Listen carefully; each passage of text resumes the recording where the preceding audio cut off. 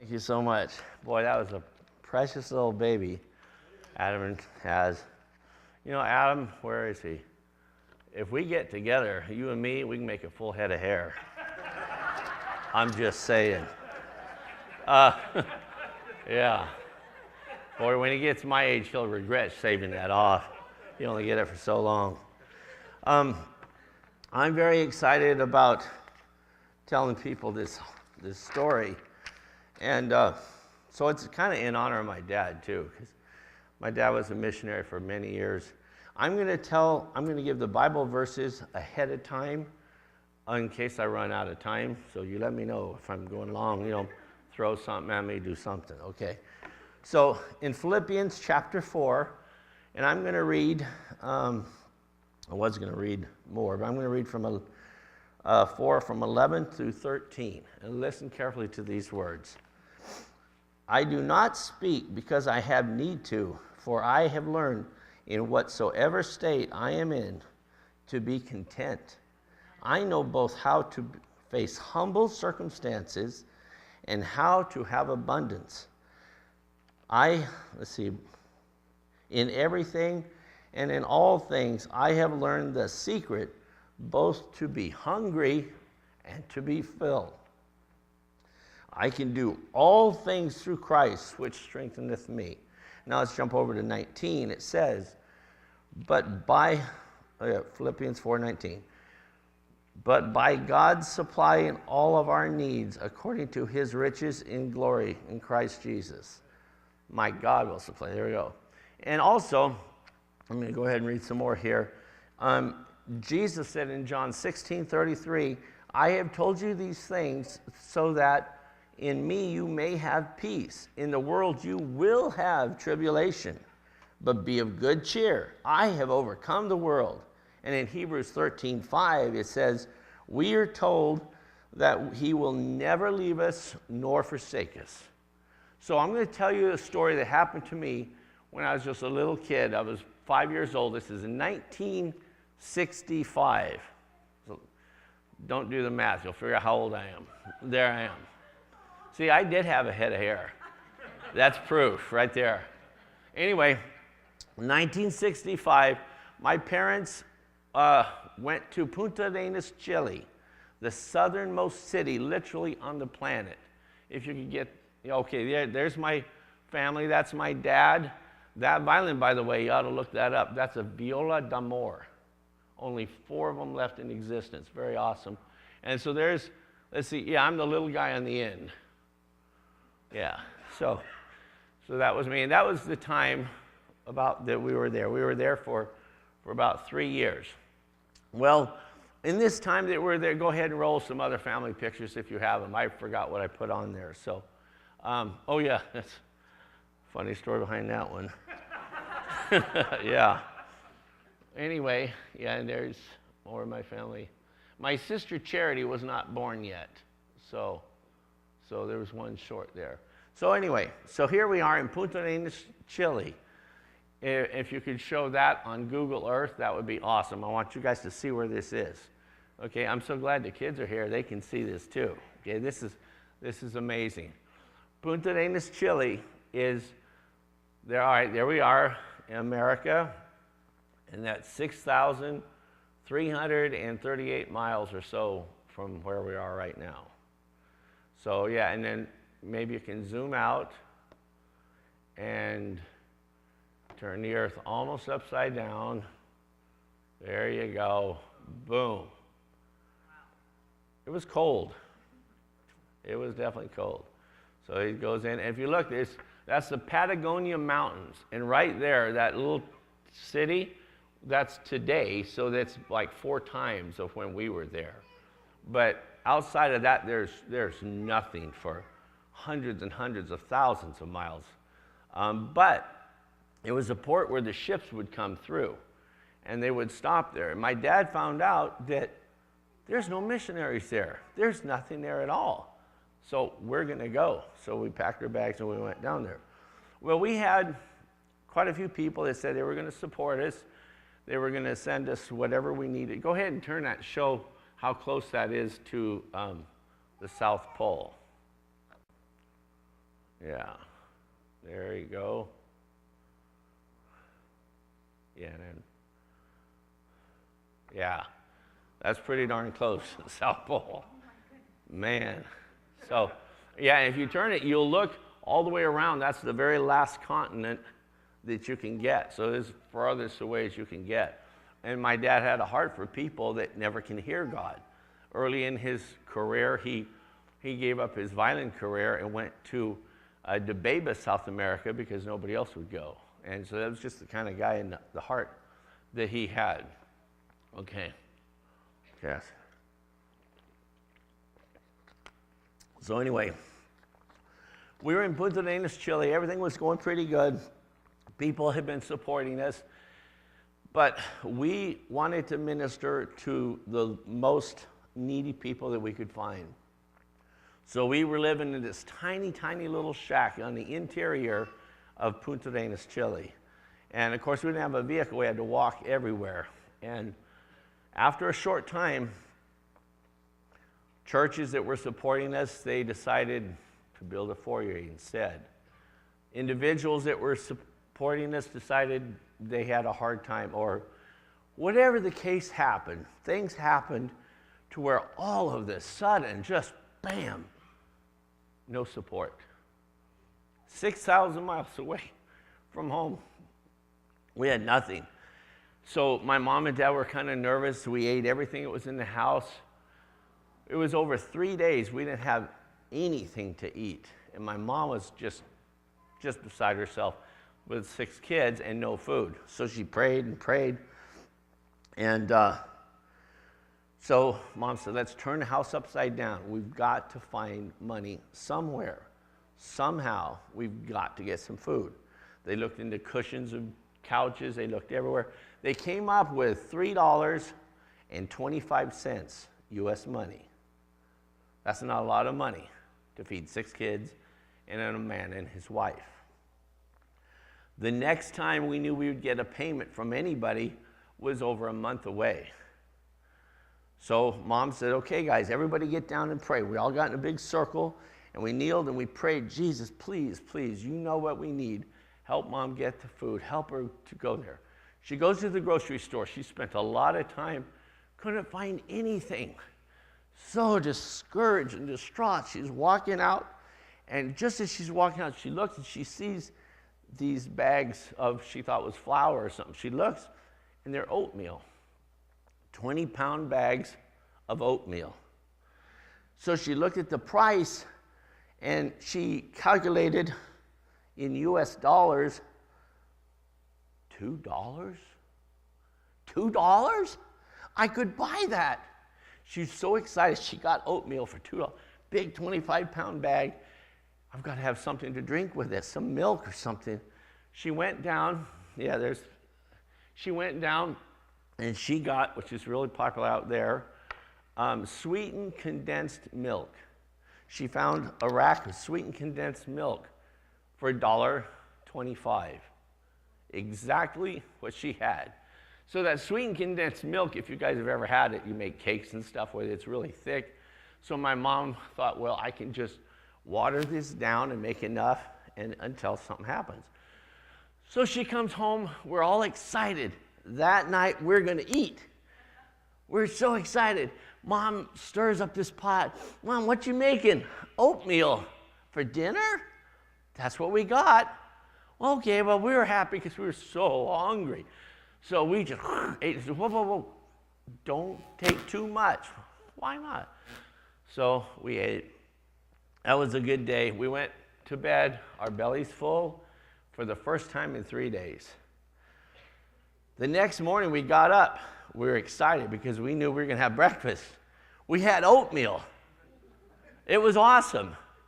So that was great. Lunchtime came. Guess what we had? Oatmeal. Well, that wasn't too bad. But dinner came. We got to have something different. Oatmeal. Well, at least we knew oatmeal's for breakfast. The next morning we'd have oatmeal, so that wasn't so bad. So we get up, we had oatmeal. For lunch, oatmeal. For dinner, oatmeal. Day 3, oatmeal. Day 4, breakfast, lunch, dinner, oatmeal. A week went by. Oatmeal, breakfast, lunch, and dinner. Now, meantime, all this time, my dad and my sisters and brothers, they're going out and they're ministering to people. And my mom, this sounds really bizarre, but when you're in that situation, you're in that situation. So she had, I forgot to tell you, the first day or the last day that we had food, my mom had made a sandwich for my dad. And he saw a beggar on the street, and he started praying with him and telling him about Jesus. And the guy said, I'm just hungry. I don't care about your God. I need something to eat. And my dad gave him the only sandwich we had, which was the last. That was earlier. So my mom, in zippy bags, put oatmeal in Ziploc bags in a paper bag for them to eat when they're out ministering. A whole week of that went by. The next morning, we get up, we have more oatmeal. For lunch, more oatmeal. Day 9, more oatmeal. By now, we're starting to hate oatmeal. Can you guys imagine? We didn't like oatmeal by now. My mom's getting desperate. Meantime, we're doing everything we can. It's like there's just a wall we can't break through. My parents were saying spiritually, we're very few people are coming to the Lord. What is going on? We don't understand, they said, because we're trying so hard, we're being faithful, we're doing everything the Bible says, but we just can't get through. And now we're getting so weak, we're having a hard time. By the time we walk all the way down and minister to the nursing homes, the jails, the prisons, and come back. And by the way, we always would carry instruments, French horns, violins, everybody had an instrument. And we'd get on the corner and we'd just start playing instruments. And then Dad would preach. It's what we call street preaching here.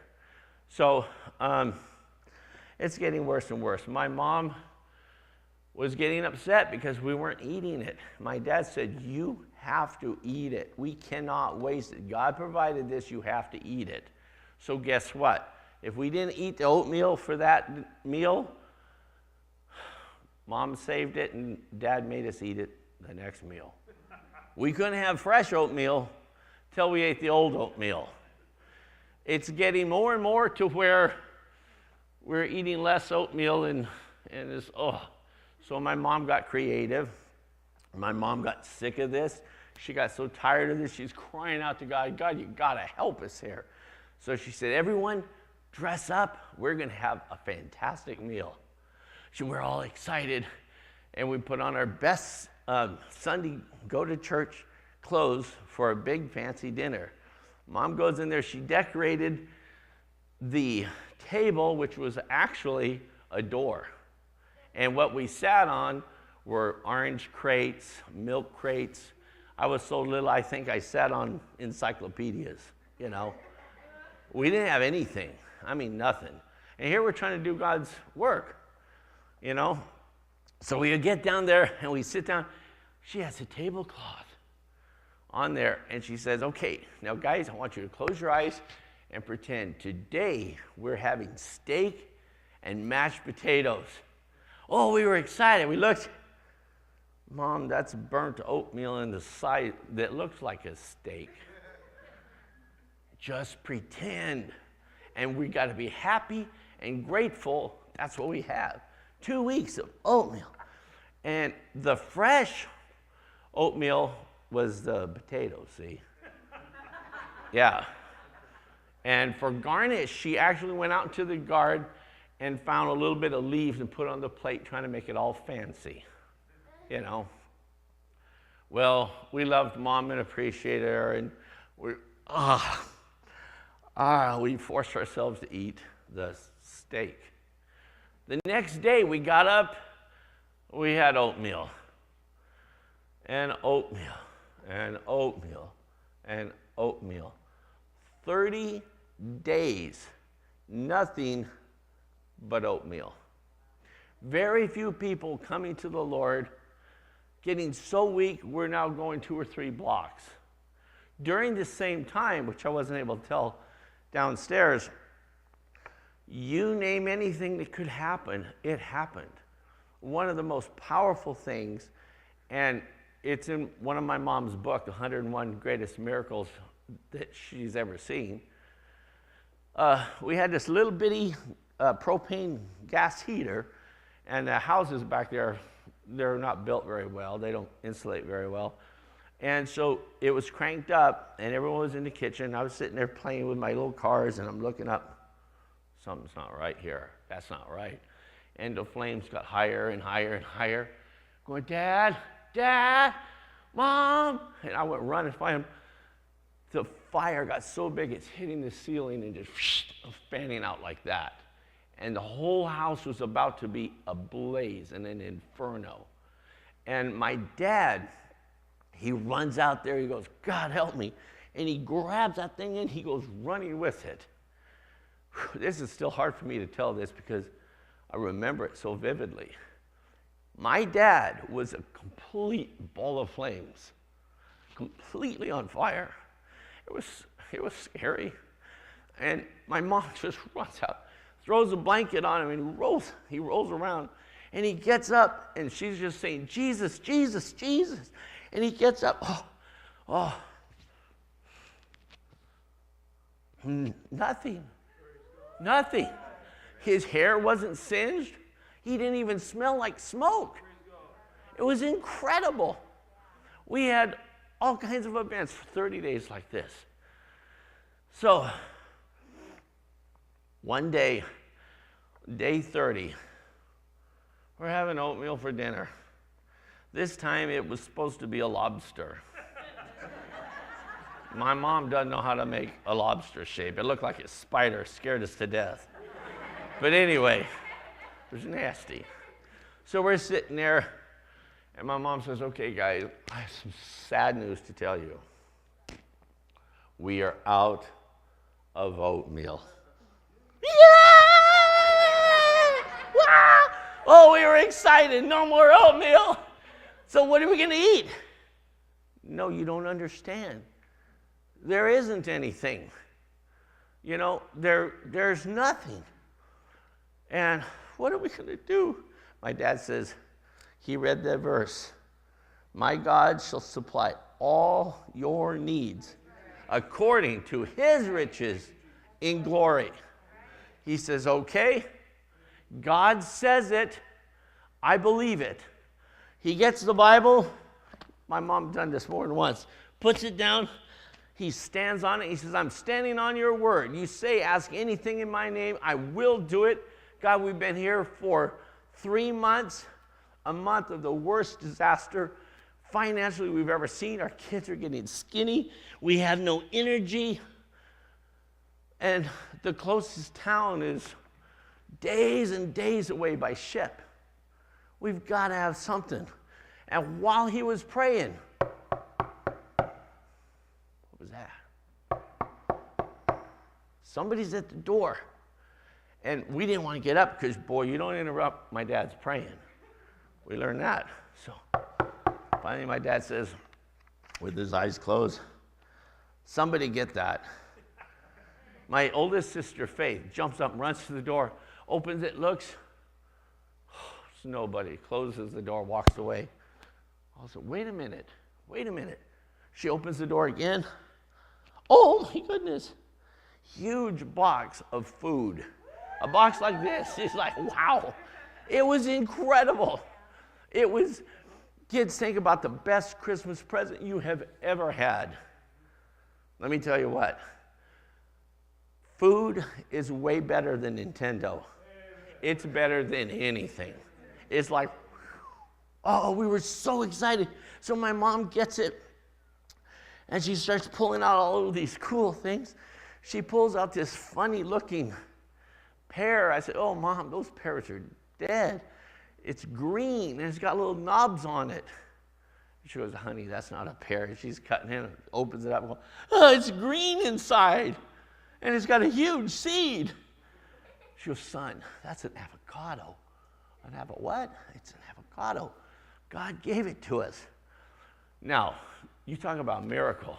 She opens that bread. It's still steaming, warm, fresh. Nobody's around. The bread is still warm. She takes that bread out. Oh, I still can taste it. Homemade bread, cut in slices, and she puts avocado. Oh, that was the first thing I ate in over 30 days. Homemade bread with avocado. Oh, to this day, I don't like oatmeal. I love avocados. I love avocados. Yeah. We had mayonnaise, we had wheat, we had everything you could imagine. Okay. Trials and tribulation, we talked about that in the Word. That God lets us. Sometimes, we have to go through some stuff that's pretty hard. But that same day, as we're basking in the excitement of food again, another knock at the door. Very short, maybe an hour or two, I don't remember. Very shortly. This time my dad opens the door. And there's this guy, one of the few guys that my dad had been able to win over to the Lord. And he's coming and says, Reverend Robert Neighbor, I know you've been having some hard times. I know this place isn't fit for anyone to live in. And I know you were looking for a place. By the way, when we were there, 5-year waiting list for anything to open, any apartments at all. And if you're not related to somebody, it's not going to happen. You don't get a lot of building supplies way down past Patagonia Mountains. You don't. And what structures are there pretty much are what they're, The downtown buildings were really cool because they were built by the French early on, and they were gorgeous, and all the very wealthy people lived there, and then all the rest of the thing was tiny little huts all the way out the rest of the place. Now you look at it on Google, it's nice. It's a tourist place now, but not back in 1967, and it was under communist control. You weren't allowed to preach about Jesus. You could be in serious trouble, you could be arrested, or even worse. But my dad had faith unbelievable, and he would go out anyway, and he would preach the gospel. So this guy said, I've got some possible news for you. There's a place opened up. It's not a house. It's the consulate building. It's what? That's right. It's on Avalito, I can't even say it, Avalito Callejon, yeah. The main fancy street where all those big buildings are. He said, are you serious? He said, yes. Matter of fact, God has put it on my heart to pay you the first 3 months. What? We go there. Okay. We go to this huge stone building. I thought went forever. It was 3 stories tall, but I thought it was huge, We go in there, open up these huge French doors. Like, whoa, big hardwood floor in the middle. All the rooms were on the outside, and they were all French doors, and they were offices. And so we're all excited, we're running, this is my room, this is my room.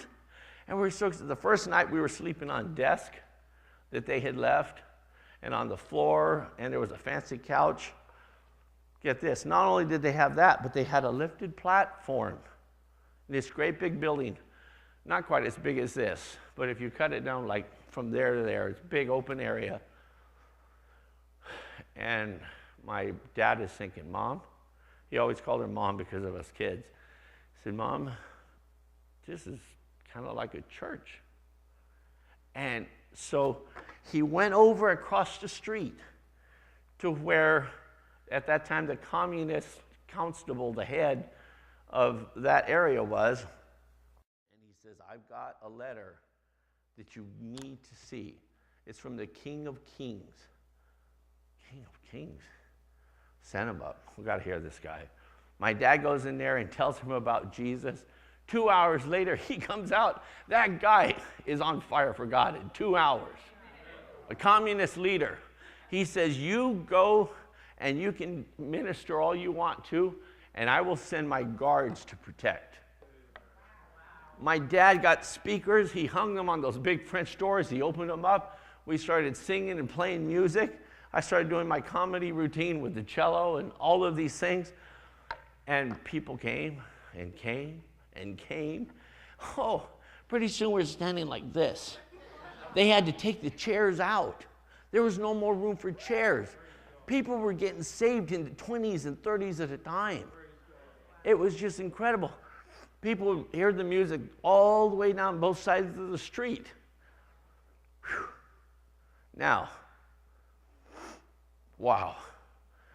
What would have happened if my mom and my dad said, this is too much. We're going home. It's too much. And left on week 3 or week 2. Because of that, revival exploded in that whole city. And the only religion that was allowed there was the Catholic Church. They were controlled and owned. It's not like Catholics in America here. They were literally owned and controlled as a way of revenue for the government. I'm almost done. I don't know. Am I going over? Okay. I don't know. I see the clock now. So anyway, so all of these people were able to come to the Lord. Churches got started.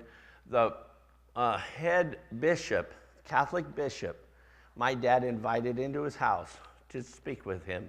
And he told him about the love of Jesus and that Jesus could actually be one-on-one and you could have a personal relationship with him. You can talk directly to him. You don't have to go into a cubicle and ask somebody that's just another human that has just as many sins as you do for forgiveness. You can go right to Jesus himself. He is just, boom, his mind is blown. He's excited about this. He comes on fire for God. Guess what? We had massive Catholic people now coming in. And they were getting converted just bam, bam, bam. So what I want you to take from this message is you don't give up in doing good. God has a purpose for everybody and everything in your life. And when you come on hard times, God is building you. He's testing you. He's trying you. Are you made of the stuff that is needed? So anyway, if I tell more, I'll get going on and on. So that's it.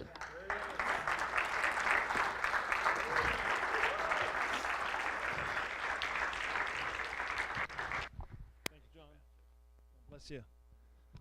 All right. Awesome story, huh? Isn't it neat? I kept thinking that it sounds like something that would happen in the New Testament in the Bible. You know, Peter walking out the jail. Remember that story? Just the way God provides. Princess and Sherry, I want you to come to the piano and keyboard and find the song for me, Great is Thy Faithfulness, if you would, please. And I want the praise team to come, those that helped sing this morning. And I was talking to John before service, you know, how do you want to end this? And the chorus came to mind. Great is thy faithfulness, great is thy faithfulness. Morning by morning new mercies I see. All I have needed, thy hand hath provided. Great is thy faithfulness, Lord, unto thee. Don't you think that'd be a good way to end that? That is exactly what happened. I find it interesting. You come to church Sunday in and Sunday out, and you sit next to people. You really don't know their story, you know. And God is an awesome God working in the lives of people. So.